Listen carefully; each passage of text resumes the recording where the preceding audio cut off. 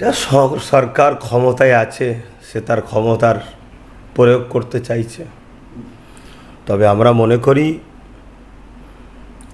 গরুকে 14 বছরের নিচে শুধু কুরবানি কেন, কোনো জায়গায় যদি করলে সেটাকে রুকার জন্য সরকার চিন্তা ভাবনা করে, তাহলে জানতাম সরকার সবার জন্য সমান আইন করছে। আইন তো সমান হওয়া দরকার, কিন্তু এটা মূলত হচ্ছে বড় বড় কোম্পানি আছে সমাজে, সেই কোম্পানি যাতে এই গরু প্রোটেকশান সেখানে আরও বেশি হয়, সাপ্লাই আরও বেশি হয় এবং সেখান থেকে বড় চাঁদা যাতে আসে, এটাই একটা শুধুমাত্র লক্ষ্য। দ্বিতীয় নম্বর কথা, তাহলে সরকারের উচিত যেমন মানুষ জন্ম হলে বার্থ সার্টিফিকেট দেয়, ঠিক তেমন গরুরও বার্থ সার্টিফিকেট দিতে হবে।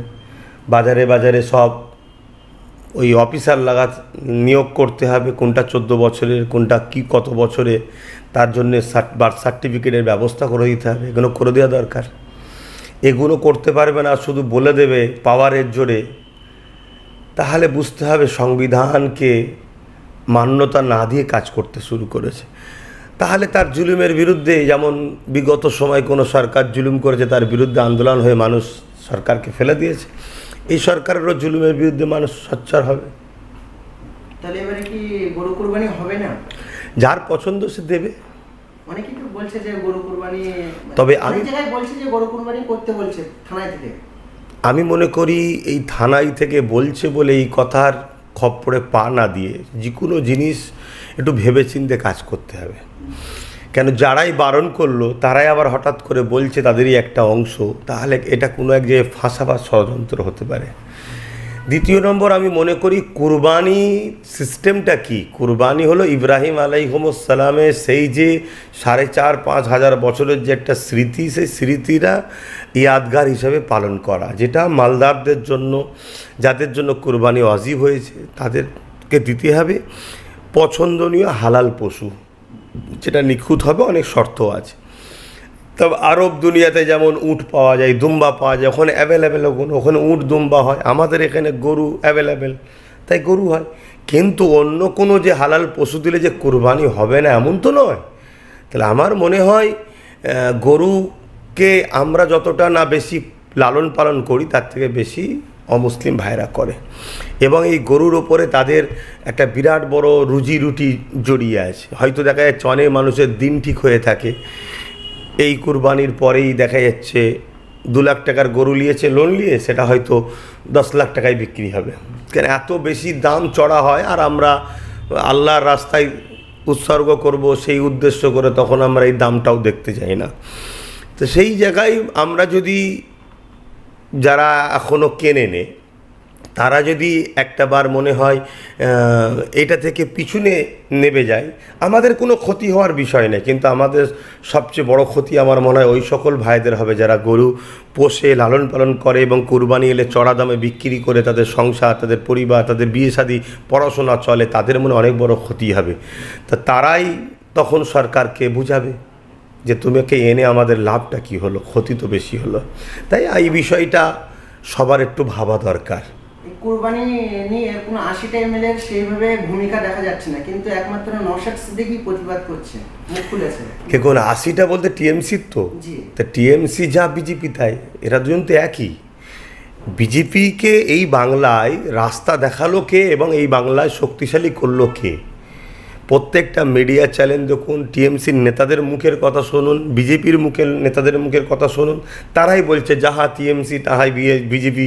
1998 সালে টিএমসির জন্ম দিয়েছে বিজেপি, এবং লেবার রুমে যদি বিজেপি না থাকতো তাহলে টিএমসি নামে শিশুটার জন্ম হতো না।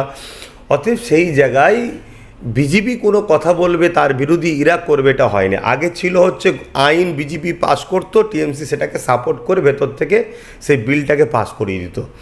তো সেই জায়গায় তাদের কাছে আশা করা তো কিছু ব্যাপার নয়। এবার দেখবেন অনেক অনেক মুসলিম এমএলএ জিতেছে, কিন্তু মুসলিম দেখলে হবে না, মুসলিম এমএলএটার গলায় কার বেল্ট আছে দেখতে হবে। বেল্টটা আছে বিজেপিরই বোন মমতার বেল্ট লাগানো আছে, তা সেই জায়গায় মমতা ব্যানার্জি যেটা বলবে সেটা তারা করবে, তাই তারা বলছে না।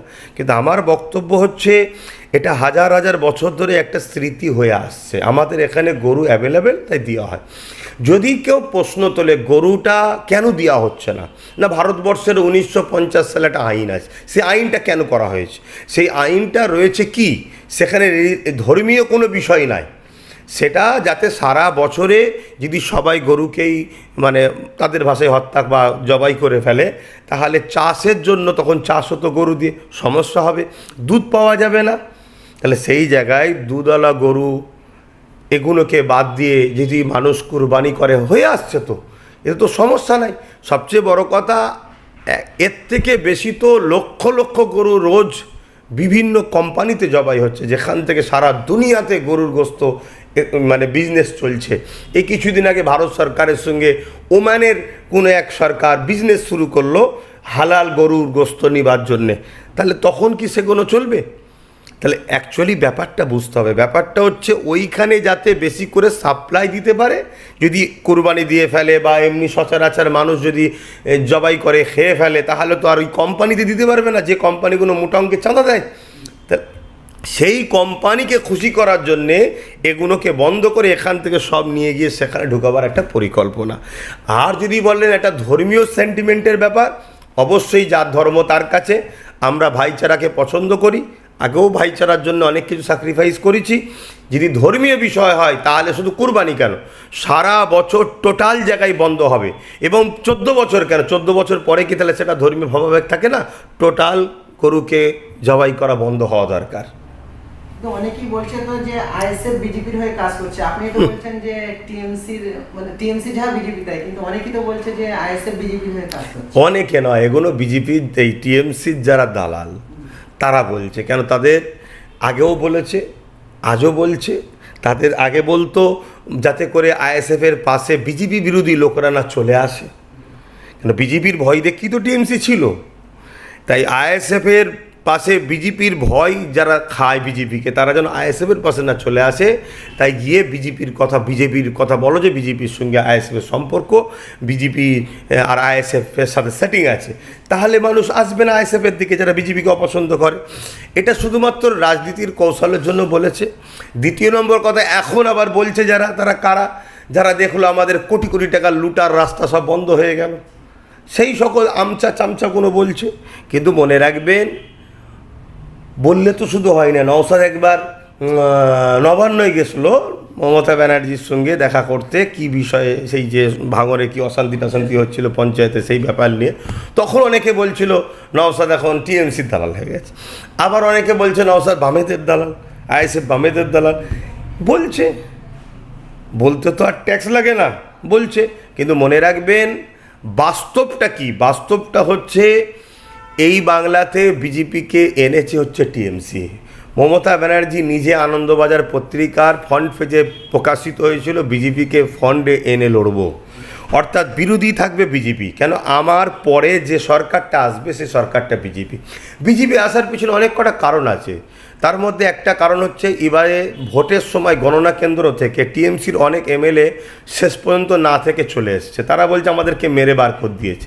ও পঞ্চায়েতে যেভাবে আপনারা মেরে বার করেছিলেন সেইভাবে, তাহলে এই যে মেরে বার করে দেওয়ার লাইনটা আপনারাই দিলেন, কিন্তু আমি বিশ্বাস করি না মেরে বার করে দিয়েছে। যদি বলেন কেন, মমতাও নিজেই বলেছে